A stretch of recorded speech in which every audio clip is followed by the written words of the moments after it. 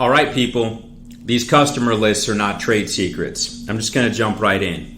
In the non-compete and trade secret context, one of the most frequently asserted types of confidential information, or allegedly confidential information, is that of a customer list. The mythical customer list. Oh, he has access to our customer list. He took our customer list. He knows our customer list. I have seen this hundreds of times in the course of my own practice. I have seen it thousands, if not tens of thousands of times in other cases that I have read from federal and state courts throughout America, right? This is the go-to strategy for companies that are seeking to prevent fair and ordinary competition. Whether it's a non-compete case, whether it's a trade secret case, they're going to allege that the defendant somehow stole or misappropriated their confidential information and that an injunction is necessary to protect this top secret confidential information that is incalculably valuable. And part of the information they are always going to put at issue is a customer list.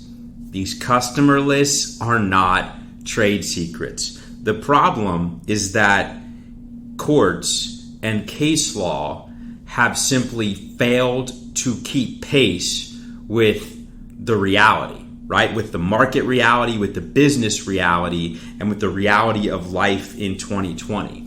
We have cases, right? We have case law and decisions coming from antiquity, essentially, right? These are antiquated decisions from the 1950s, the 1960s, the 1970s, and they are still being looked at in the non-compete and trade secret context as authoritative sources, as precedent, as doctrine.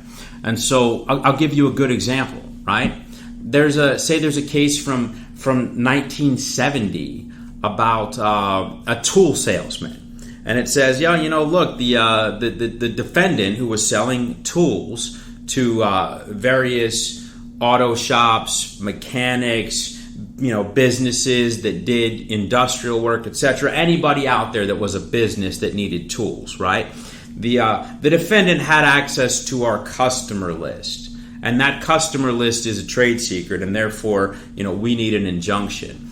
Well, I understand if in 1970, right, 50 years ago, in small town Connecticut, having access to a list of the people who bought various tools and what types of tools they bought, I can see how maybe that could have been considered some sort of confidential information. Even back then it was a stretch, but fast forward to the year 2020, the very notion is absurd, right? Anybody can go on Google, can go on LinkedIn, can go online and do some basic research and conclude that the information at issue is not a trade secret. In fact, it's readily available to anybody with an internet connection. And yet, these types of cases are still on the books and they're treated as precedent, right? So we have case law from 30, 40, 50, 70, 100 years ago, where the type of information at issue may have at one point arguably or even fairly constituted confidential information or a trade secret, but in the year 2020, that's no longer the case. I know that I am a bald-headed, jerk-faced meanie, and I am an unmitigated crazy person, but you have to agree with me that the internet changed things. So cases involving supposed trade secrets from 1990 are simply not going to be fully applicable to 2020 facts. You can't simply skip over the emergence of the internet, Google, LinkedIn, the information age, the ability of folks to have vast amounts of information and data at their fingertips, which they can access if they simply have an internet connection and they are literate. And yet in many of these cases, right, many of these cases that are coming out today, Okay? Court decisions coming out in 2018, 2019, 2020. Many of these decisions almost overlook the existence of these readily available informational resources that all of us have access to. So in the past, I'd say, 2 years alone, I have seen in the course of sort of my day-to-day work, I have seen some absurd claims of alleged trade secrets. And some of the more absurd claims were, one plaintiff argued that a customer list, or that the identities of their customers were trade secrets. And these customers were grocery stores and gas stations, right? So Walmart, Costco, Publix, Pilot gas stations. Wow, right? Nobody else could ever, it's not like somebody could just go on Google or go on LinkedIn and figure out, who these places were, or doesn't already know who these places are and couldn't figure out how to contact them, right? I've seen cases where the alleged proprietary customer list or the top secret customer list consisted of restaurants, right? The Capitol Grill, the Cheesecake Factory, Cracker Barrel, right? And in many of these instances, the absurdity is multiplied because the plaintiff, who is claiming that their customer list is top secret, proprietary, a trade secret, protected, not known to anybody else, could be used against them unfairly and cause catastrophic damages if it fell into the wrong hands, right? This supposedly secret list of customers, guess what? It's on their website. They literally have a section of their website that says, see who some of our customers are, right? Because if you're a potential customer and you want to know that we're serious and that we do good work, just go to our website and look at some of the other folks we're doing business with. These are all, big companies, chains, etc., commercial establishments. I have seen that same exact absurd fact pattern at least a dozen times now over the course of my career, where the plaintiff claims, this customer list is a trade secret. The identities of these customers is a trade secret. It could be used against us, and there would be a catastrophe if it fell into the wrong hands. And yet, the customers and the clients are all commercial establishments, publicly well known, can be identified by anybody with an internet connection and access to Google. And to make matters worse, the list of supposedly trade secret customer identities is published on their website or published elsewhere online, right? You have a sales rep who's on his LinkedIn for the plaintiff, for the company, and he says, extensive experience in ABC industry. I have worked with the following clients, and he lists off 40 or 50 of the supposed trade secret customers. These customer lists are not trade secrets, people. These customer lists are not confidential. They are not proprietary. They are not unique. They are not extraordinary. Knowing how to contact the general manager of a cheesecake factory is not something that is unique and extraordinary and protectable. And yet, every day, in federal and state courts throughout America, there are corporate plaintiffs who are filing lawsuits where one of the central allegations, if not the most central allegation, is that the defendant had access to their confidential or trade secret information, and in particular, their customer list. Folks, it is time for the notion of a confidential customer list or a trade secret customer list to die a painful death. It has to go. The problem is that you can't trust many of these folks further than you can throw them. Okay? You can't trust many of these corporate plaintiffs if they foresee, or if they perceive, rather, any advantage, they're going to exploit it. And it doesn't matter whether they lie, cheat, steal. It's rampant, people, okay? Frivolous trade secret litigation, bad faith trade secret litigation, frivolous non-compete litigation, outright lies in their pleadings. It is absolutely and completely rampant. And it's very hard to counter that. It's very difficult to push back against that because these are oftentimes big companies. They're companies with tremendous resources. And unlike when you're dealing with an individual in litigation, right? Like if an individual lies during the course of litigation, if you file a complaint or a motion or an affidavit or what have you on behalf of an individual, and the individual is lying and proven to have been lying, the consequences on that individual can often be severe. But for big companies, it's much easier to lie because what they do is they simply argue that it wasn't a lie and that the truth kind of got lost among, a million different layers of the corporate structure. There's no one person who actually knows the facts. It's complicated, it's convoluted, and that's all nonsense.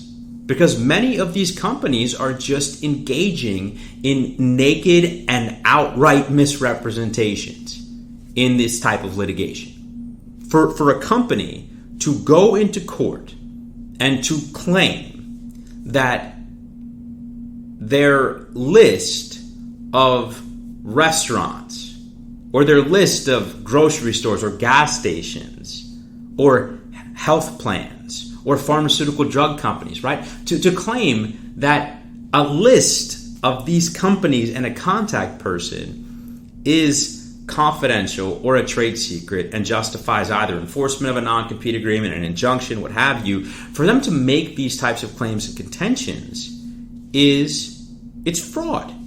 It's outright fraud. It is bad faith. It's an effort to suppress and prevent ordinary competition. And it's just corporate America and corporate plaintiffs seizing and exploiting this gap and this dysfunction in American law. And the problem is that they've gotten away with it to date for years. Courts are still applying ancient case law to 2020 facts and market realities. In fact, I have been in a case where the plaintiff sues the defendant for misappropriation of trade secrets, exact same fact pattern as what we've just discussed up until now. And as it turns out, the plaintiff's mechanism for sourcing new customers was telemarketing.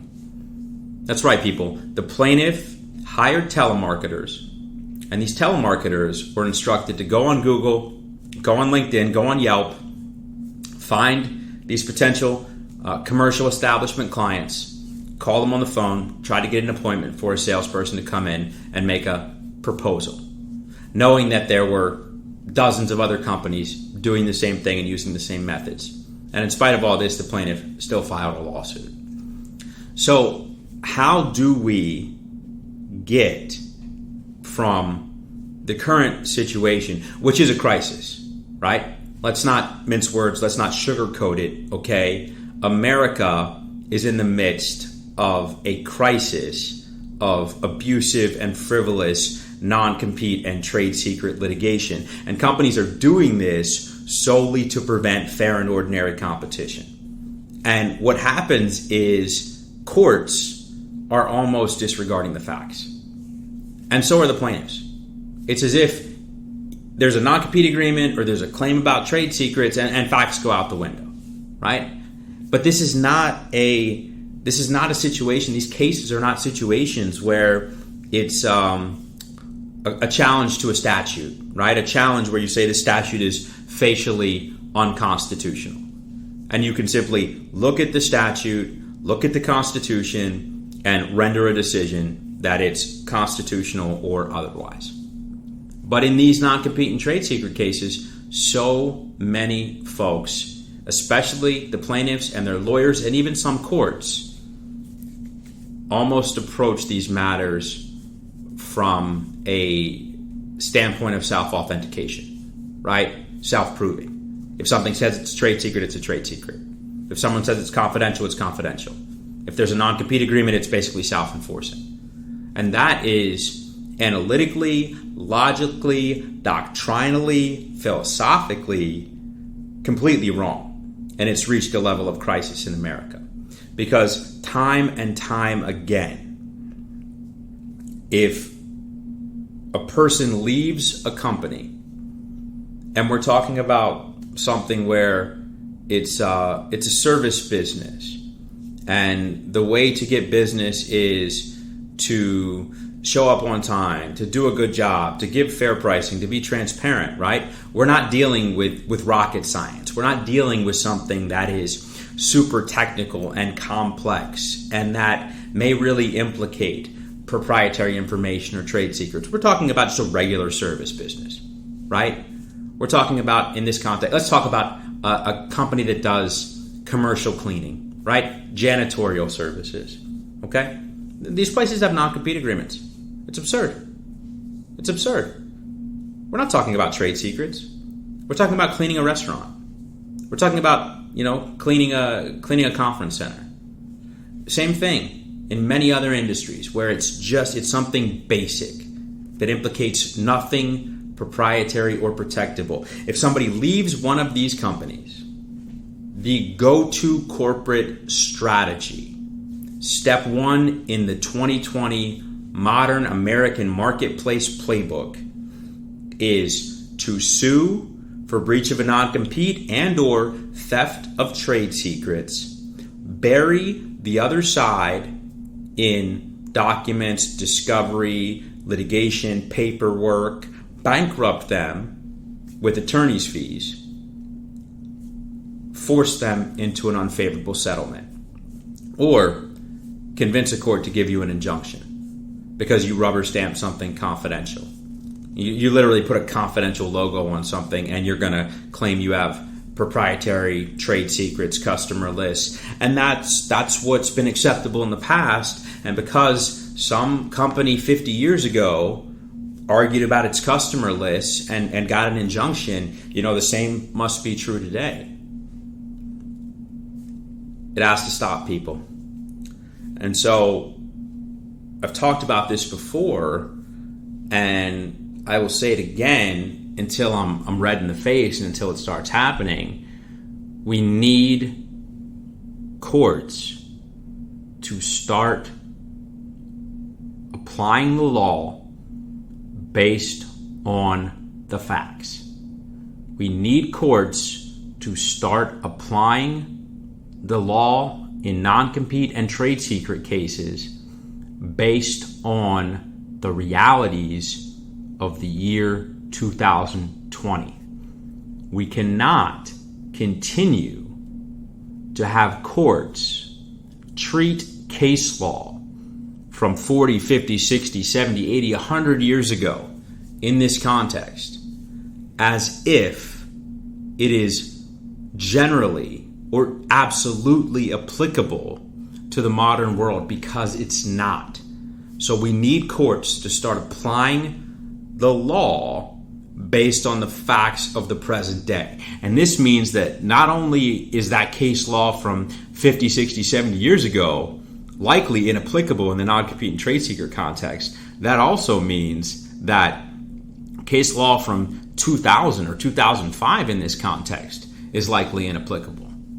Because back in 2000, sure, it might have been hard or difficult for a competitor to round up a list of the general managers of hundreds of restaurants in the Miami area, just for an example, right? Let's say it's restaurant cleaning. That may have taken some doing, right? It may have taken some legwork, some effort, etc., to round up a list of all these GMs, their contact information, what have you. But in 2020, that's no longer something that requires any significant effort. All you have to do is go on Google. All you have to do is go on LinkedIn. All you have to do is buy a list of leads for these folks that's commercially available. So we need courts to start applying the case law based on market realities. 2, we need litigants on the defense side, because we're not going to get the lawyers on the plaintiff side that do this, the ones who file frivolous, non-compete and trade secret cases, they are going to continue doing this.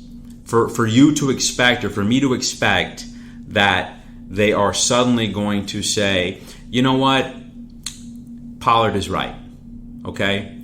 I've been filing these non-compete and trade secret cases, and it's just not appropriate because this stuff's really not confidential, it's really not protectable, that's not how the market works, I'm going to stop doing it. They're never going to say that. That's not the reality. These types of cases, and I've said this in other discussions, and lots of people get offended by it, but in my opinion, and last I checked, this is America, and I'm still allowed to have an opinion, and I'm still allowed to have freedom of speech. These types of cases are a massive revenue stream for corporate lawyers, corporate law firms. So the idea that corporate lawyers and corporate law firms are going to convince their clients not to pursue these types of frivolous, non-compete and trade secret cases, that notion is simply fantastical. As long as there is money to be made from litigating these types of cases, there will be lawyers who are willing to do it. It does not matter whether you are suing a factory worker, a janitor, a security guard, a dog walker. It does not, a hotel maid.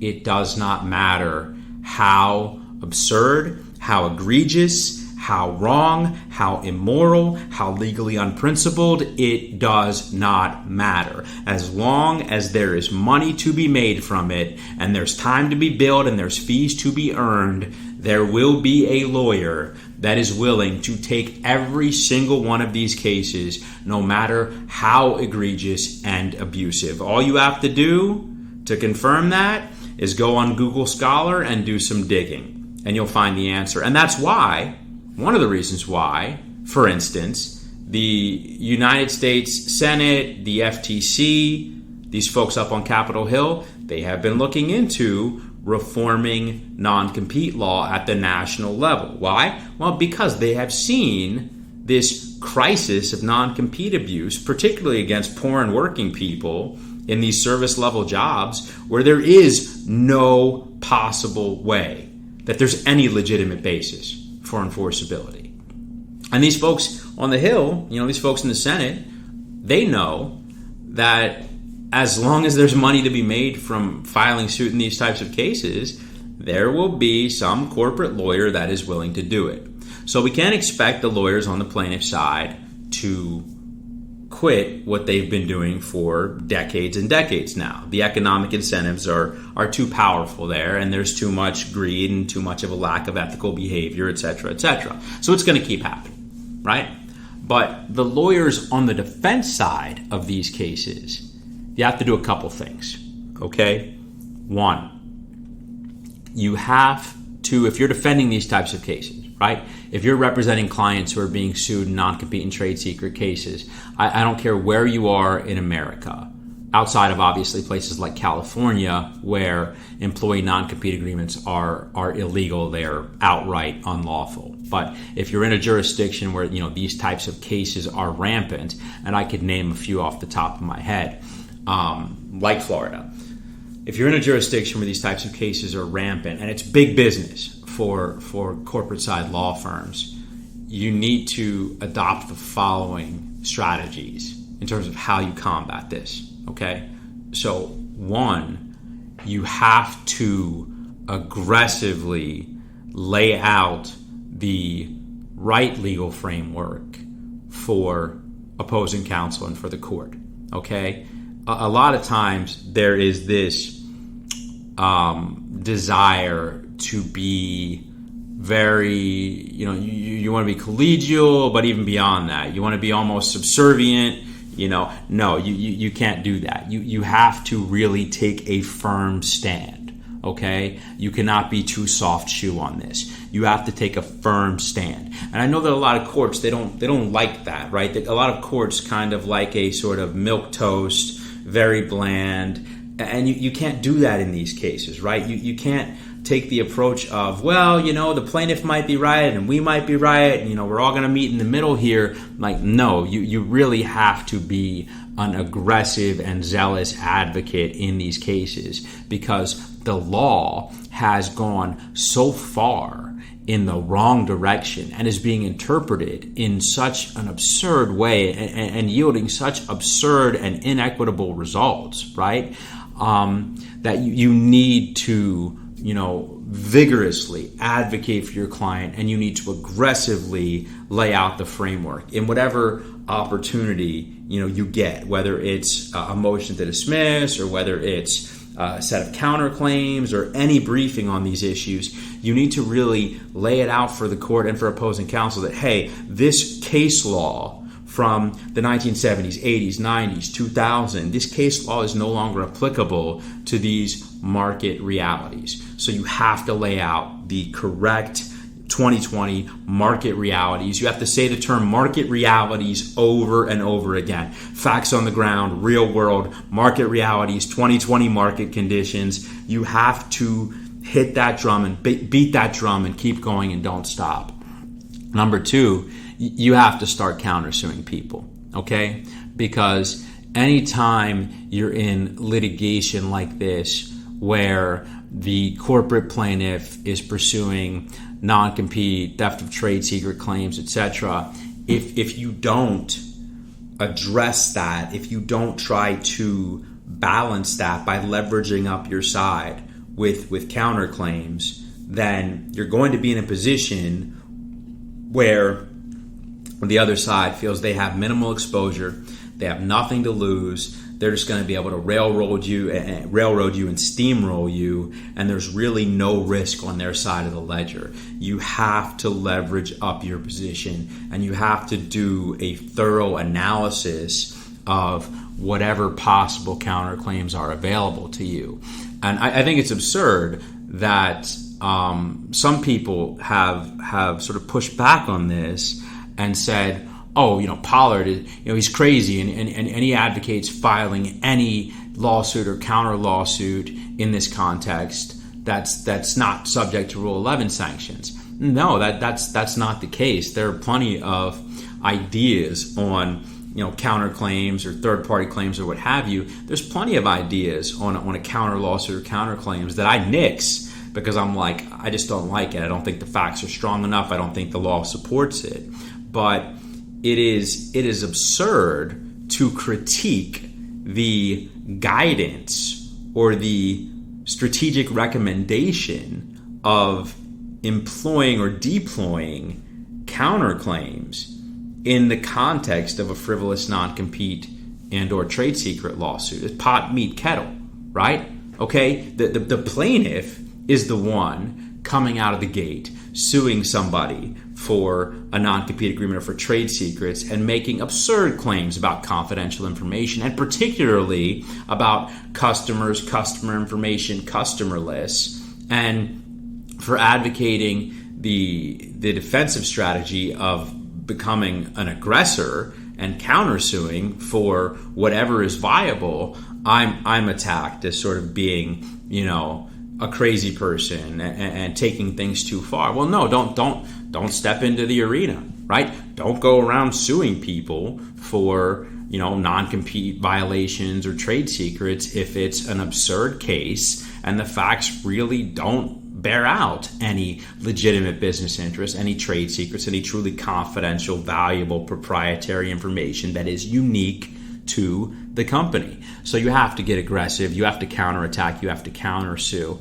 One of the things that I recommend is you have to aggressively, whether it's in the original suit or whether it's in the countersuit, you have to aggressively seek out intelligence from the relevant customers at issue. So in a lot of these cases, the plaintiff is going to, accuse you of, oh, you have our top secret customer information, etc. you're going to have to, in most instances, especially if there's a lot on the line, you're going to have to bring those customers into the litigation. And I don't mean bring them in as parties, but you're going to have to engage in third-party discovery where, you bring these customers in and you figure out, is their identity confidential? How many other vendors are they doing business with? Are other people soliciting their business? How easy is it to get access to them? Maybe they have a program of approved vendors, right? You can sign up and then be on a list to compete and to vie for work. Is their relationship with the plaintiff exclusive? Does the plaintiff have a claim to all of their business for the next 5 years, no matter what? Are they looking for more competition, more transparency, better pricing, etc.? You're going to need to bring in the customers, and you're going to need to go at these specific types of market issues. The next point that I recommend is in the context of countersuits, which I discussed. One of the things you always have to look for, and you get into it when you're bringing in the customers and sort of doing your investigation into the customer side of the case and the customer side of the market, you always have to get a handle on what the company, what the plaintiff has been saying to the customers and saying in the marketplace. Because this is hilarious, but I've said it before, and I could repeat myself a million times, and it still won't prevent big companies from doing this. But they will go. Somebody on the plaintiff side, somebody at the company is most likely going around and telling customers not to do business with you, right, or your client. So if you're in this type of case, if you're representing a client in this type of case, that's a data point. That's a critical area of information that you need to investigate. Because more often than not, the plaintiff or somebody in the company, and oftentimes somebody very high up, is going around to the market, to the clients, to the customers, to the vendors, to other employees, and saying, that bastard Joe Schmo stole our trade secrets. He robbed us. He's a criminal. He's got to go to jail. We're going to get an injunction against him. And they're going to customers saying, hey, you can't do business with Joe because he stole our trade secrets, and we're bringing criminal charges against him, and he's going to be in jail. And if you get involved in this, you're going to get dragged into a lawsuit. For whatever reason, these folks can't help themselves. I've seen this play out now dozens of times where the plaintiff, the company, somebody who works there is out in the market engaged in this sort of smear campaign. And there's no other way to describe it, folks. It's a smear campaign. Now, it may be motivated by a genuine misunderstanding of what the law is and of what constitutes a trade secret. But more often than not, it's motivated solely by greed and a desire to suppress competition and maintain business. Joe left Company A. He's starting a competing company. Company A finds out. Company A freaks out. There are some big egos at the top of Company A, and they are convinced that although they're just in a widget business that tons of other folks are engaged in, that somehow their widget business and process and method and everything else is unique and proprietary and confidential and extraordinary, and nobody else could compete for these same customers fairly, even though these same customers accept bids from dozens of other vendors. And so the CEO of Company A goes out there into the marketplace and he just starts smearing and defaming Joe up and down to anybody who will listen. Look, it sounds ridiculous, and for some people they're like, who would do that? But I've seen it dozens of times. And I can say this right now, and I can publish this discussion and make it readily and freely available to anybody who wants to listen, including all of my opponents and adversaries and every big firm lawyer in America, every corporate firm lawyer in America who does these types of cases. And guess what will still continue happening? Their clients will keep doing it because they just can't help themselves. Right? They just can't help themselves. Loose lips sink ships, okay? but they're going to go out there and they're going to smear and slander and defame your client, and that is going to give you a tremendous piece of leverage, because that type of conduct by a competitor, by a rival in the market, if you can prove that it's false, if you can prove that it's untrue, that opens the door for some incredible counterclaims. Jonathan Pollard, competition, trade secret attorney. Hope you enjoyed today's discussion. Hope it's useful and helpful for you. Have a good day.